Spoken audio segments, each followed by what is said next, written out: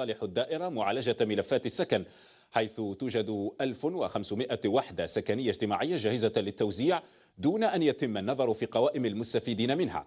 حالة الجمود هذه تأتي مع وجود رئيس جديد للدائرة عين مؤخرا، لكن المصالح ما زالت معطلة، وينتظر السكان دراسة الطعون التي قدمها طالبو السكن.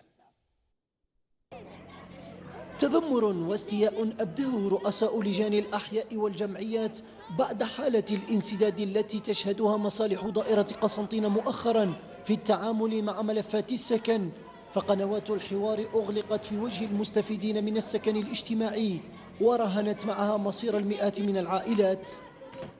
سكان الحي راهم في وضع راحين ينفجروا دخلانيا، وما مشى في داره قال لك انا مع الصابرين كان يصبر ويتفلق ما يحكموا حتى حد.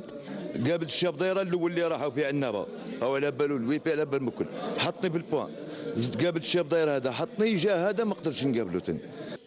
المجلس الاستشاري للحركة الجمعوية وفي حضور 230 جمعية بدوره كشف إقصاءه من عملية دراسة الطعون ووضع قوائم المستفيدين من السكن بمختلف صيغه، بعد أن كان طرفا شريكا في العملية مع الرؤساء السابقين لدائرة قسنطينة.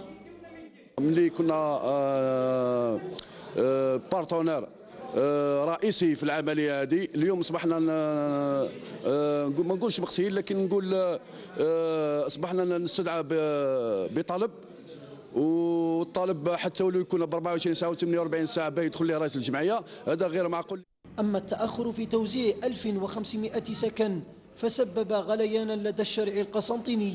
حي دقسي تلقى مثلا ثلاث رجال متزوجين محشيين في الطروا، يجربوا يحلوا لنا الاشكال تاع العائلات هذو، وميم طون يريقليو لنا الناس اللي عندها الاستفادات البون في يدها وما سكنتش، ويريقلوا لنا الناس اللي غالطين في الاسامي تاعهم. الناس كانت تستنى في قائمه في فيفري مارس مع الرئيس القديم، اليوم الرئيس قال لك انا لازمني نشوف ونطلع وما نكونش اعمى، لازمني نشوف. هذا من حقه، راح حتى الجوان ما عليهش، لكن الجوان لازم يكون التواصل، يكون الحوار مع من الطرف. هو شكون الطرف؟ هو المجلس الاستشاري اللي هو اللي مضى عقود مع اداره.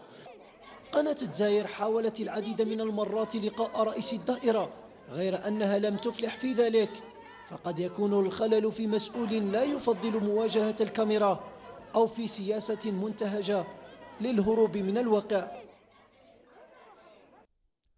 مسيرة احتجاجية لعشرات الأطباء والأطباء الداخليين شهدتها اليوم شوارع